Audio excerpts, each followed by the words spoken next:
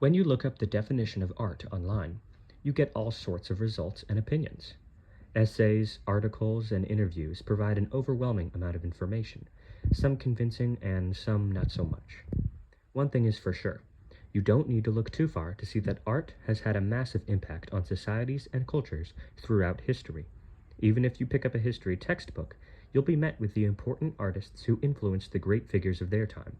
Homer to the Greek Empire, Virgil to the Roman Empire, Beethoven to Napoleon, Mahalia Jackson to Martin Luther King Jr., and the Beatles and Bob Dylan to the cultural explosion of the 1960s are only a handful of examples of artists whose inclusion in history textbooks is not only valid and necessary, but central. Perhaps the best illustration of this notion is historians' name for the time period of about 1770 to approximately 1830 in Europe, which some call the Goethezeit, literally the Age of Goethe, named for the prolific poet and playwright Johann Wolfgang von Goethe, most famous for his dramatic poem Faust, which was important to the development of works by composers Ludwig van Beethoven and Hector Berlioz, painters Francisco Goya and Caspar David Friedrich, and one could make the argument that the great philosophers Immanuel Kant and Georg Wilhelm Friedrich Hegel were also a part of this artistic movement, if not just slightly influenced by Goethe's poem. Clearly, art has had an influence. We know that it has. But do we know what it is? We can describe certain pieces of art and the feelings it gives us, but that doesn't get us too far. We can describe a mythological creature using real attributes like color and size, but that doesn't give us any strength to the argument of a mythological creature's reality. In this video, I'll try to define art, and rather than starting by assuming art's reality, I'd like to take the approach of starting by assuming it does not exist, and seeing what arguments can be sufficient to prove that hypothesis wrong. Since the word art conjures up so many different meanings for so many different people, it would be impossible to look at everybody's unique definition in this one video.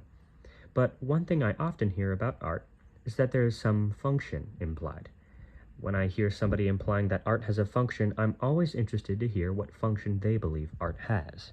Some say it is to please the senses, or to create positive emotions and happy responses. While it certainly has the capability to do so, the story isn't so simple. Let's look at the late 18th and early 19th century, when composers and painters in Europe were experimenting with dark and violent themes in contrast with the usual bright and cheerful styles dominating art at their time. In his Critique of Pure Judgment, Immanuel Kant provides two separate styles of aesthetics, namely the beautiful and sublime.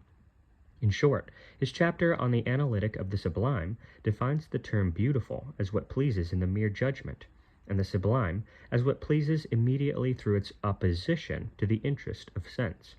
So here we see many artists going against pleasure and turning to pain, against light and turning to darkness, against beauty and turning to the sublime. Well-known genres that spawned from this process of thought might be things like heavy metal, punk rock, horror movies, and other mediums of art which have their audience saying, "It's so disgusting, I love it." A familiar notion of something displeasing the senses, invoked here by the word disgusting, and creating entertainment and joy, invoked by "I love it." So clearly, there exist styles of art and expression which create joy outside of just pleasing our sense of beauty. Lots of other people would argue that art is the means by which artists express themselves. Like I said before, art definitely has that ability. But let's take a closer look. This notion of artists expressing themselves through their art has led to some pretty heavy thinking. I believe that it is not impossible for artists to express feelings in situations that are outside of their personal life experience. In other words, the artist is not limited to their own finite life experience at exactly the moment of a work's creation. Mozart, for example, wrote some of his most joyous and jubilant music while battling the grief of his mother's passing. On the other hand, I also believe a work of art would not be the same if the artist lived even a slightly different life with even slightly different experiences or conditions. According to this logic, what is expressed may not relate to the artist's inner psyche as strongly as how it is expressed.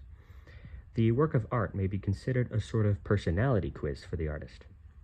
This point may be reinforced with a quick look at the difference between Velázquez's portrait of Pope Innocent X, done in 1650, and Francis Bacon's 1953 study on it. The subject, Pope Innocent X, remains the same in both works. Even the angles and shapes are the same. But Bacon transforms Innocent into a grotesque, ghoul-like figure with an open mouth, which seems to be screaming in agony. It is safe to assume that if Velasquez lived even a slightly different life, the work would be different. We can see this because Bacon lived a different life and brought a new expression to this same subject. New artistic movements and historical events no doubt shaped this expression, but I believe that adds to my point rather than takes away from it. So art can express lots of profound emotions. There's its purpose and function, right? To express. And whichever form of art expresses most succinctly, or expresses the most deeply and universally felt emotions, is the best. Otherwise, it's simply entertainment, not high art. Well, I often hear people say that art must be expressive in order to be categorized as such, and is therefore separated from entertainment by a certain unnamed profundity that elevates artists like Bach above entertainers like Taylor Swift. Before the Swifties come at me, I realize that sounds snobbish, and I'm only using it as an example. In order for some artists to be better than others, there has to be a standard which they subscribe to more closely than others who aren't quite as good. And in my opinion, that standard simply does not exist. To me, there is no such thing as great art, good art, bad art, worse art, or perfect art, because there is no objective standard. The creation of a work of art is not like a violin lesson in which your teacher tells you you're playing the wrong note. In that case, the pre-existing standard is the piece of music that you're playing at that time. That's how we judge one's execution of a performance. A work of art has no pre-existing standard, and therefore cannot miss the target, so to speak. I am of the opinion that, after all, humans invented art. Art can freely be anything. It has no obligation or duty to be a 5-part invertible fugue any more than it has to be a 3-minute pop single with 2 chords. Painting has no obligation to be a portrait of a king and queen any more than it has to be a collection of seemingly random colors and shapes. When explaining this notion, I like to use the great Bible verse written by Mark, in which Jesus was criticized by the Pharisees for viewing the Sabbath as a blessing rather than a legalistic burden. He says, "The Sabbath was made for man, not man for the Sabbath." If we apply this type of thinking to art, for example, art was made for man, not man for art, then we get through to this idea of art being for us, rather than the idea that artists are researchers that further humanity based on some objective standard that exists outside of our personal taste or preference. Art serves us. That being said, there have been some artists throughout history, Francis Bacon for example, who strive for the quote-unquote perfect work. I believe that the artists themselves have every right to use that vocabulary, because in that case the pre-existing standard is the idea in their head. In this way, Francis Bacon could hypothetically fall short of expressing that perfect work, even though I would object to a viewer's use of that vocabulary as the consumer rather than the manufacturer of art. Based on the logic we have established so far, the word art isn't so simple as conveying a single, objective process of creating or understanding works. Throughout the 20th century, art was broken down into the furthest idea of what one might think of as art. The most famous, or perhaps infamous, example is Marcel Duchamp's Fountain, which is literally just a porcelain urinal that was submitted to an art exhibition in 1917, which I love.